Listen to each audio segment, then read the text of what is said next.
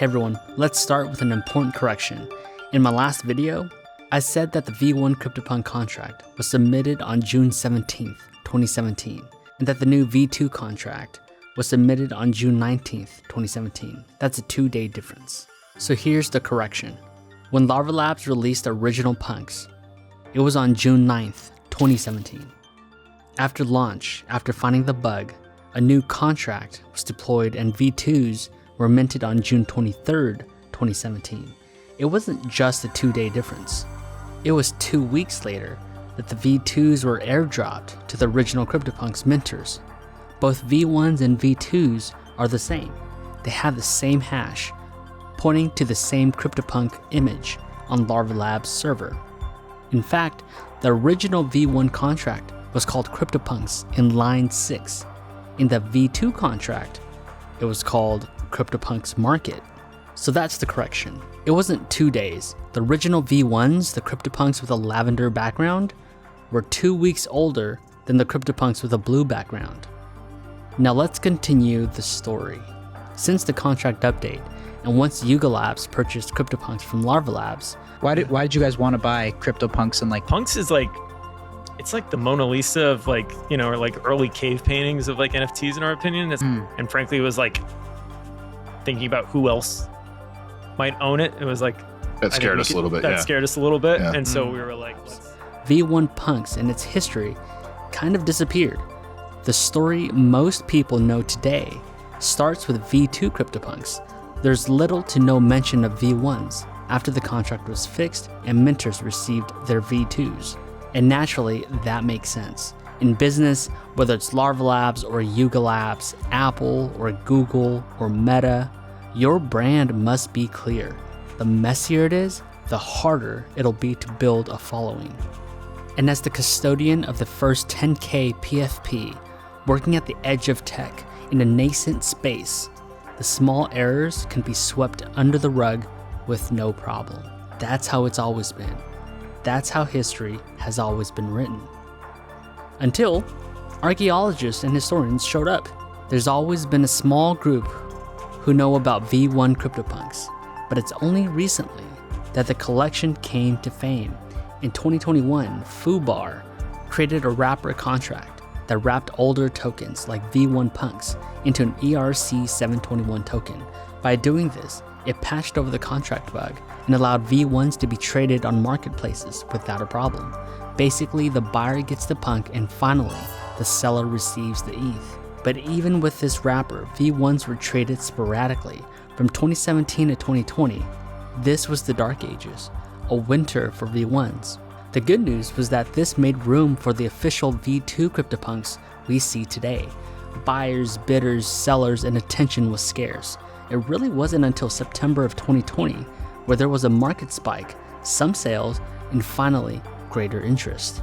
On January 17th, 2022, an improved wrapper was developed by Frank and Simo along with a marketplace. This new wrapper and marketplace set the stage for the punks to make their comeback. But it's been a while. Would people be excited?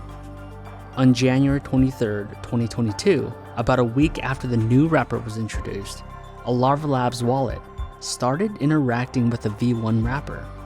Over the course of a couple of days, they wrapped 40 and sold 39 V1s for a total of about $700,000 USD. This information wasn't discovered until almost a week later. At this point, you had people who were excited, others who didn't like it. V1s became a polarizing topic. Some wished they never existed. And this is what I meant earlier. Remember that as a business, clarity of message is key.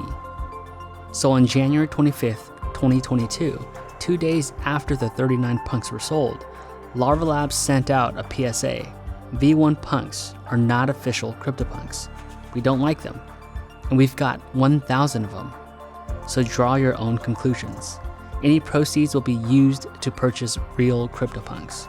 But while Larva Labs didn't like them, others loved that V1s existed. They were the original. They were the official. Up until a business said they weren't. Their tweet backfires. It ended up informing the whole community that V1s exist. Shortly thereafter, Larva Labs issues an apology in their Discord, announcing that they will be donating the proceeds to a rainforest charity. And that's how the Rainforest Punks came to be. Here, NFTs aren't just about the narratives from people and businesses. What someone says doesn't change the actual history of tokens. There's a blockchain, there's provenance, a record of origin, ownership, and transactions. The history is not written by people, it's time-stamped and cannot be changed because someone doesn't like it. That's why many V1 and V2 CryptoPunk owners love this story. And that, in and of itself, is the culture of CryptoPunks. CryptoPunks are inspired by cyberpunks, where their stories center around fighting against megacorporations that control everything, including narratives. Cyberpunks reject narratives and believe that a world with democratized technology is much better than one that is governed and changed by subjectivities of a small group of people. There's no NFT more fitting that embodies the spirit of Web3, decentralization, high-tech, fine art, and pushes against traditional mores more than V1 CryptoPunks, the one project inspired by the culture of rejecting status quos, now in a position to be able to reject the status quo. That's fucking poetic. No matter the opinions of Larva Labs, the CryptoPunk community, the brand lead of CryptoPunks, or Yugalabs, or this video, V1 started and is part of the CryptoPunk story, and this history cannot be disputed or erased. The blockchain is immutable.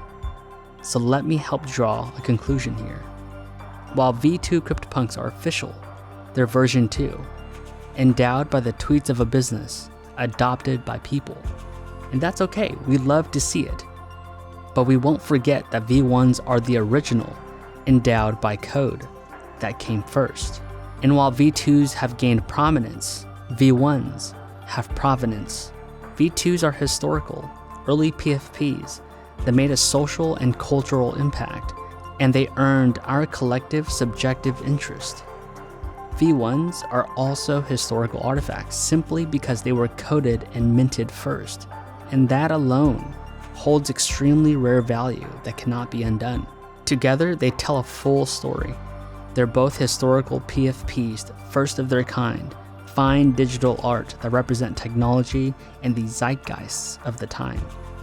As time passes, as this space matures, as hundreds and thousands of projects are developed, and as more users onboard, the number of CryptoPunks burned, lost, or locked in wallets will increase. It will be a deflationary piece of fine technological art history. And those of you who own at least one will set yourself apart from others and cement yourself in human history as the extremely rare few who own a CryptoPunk.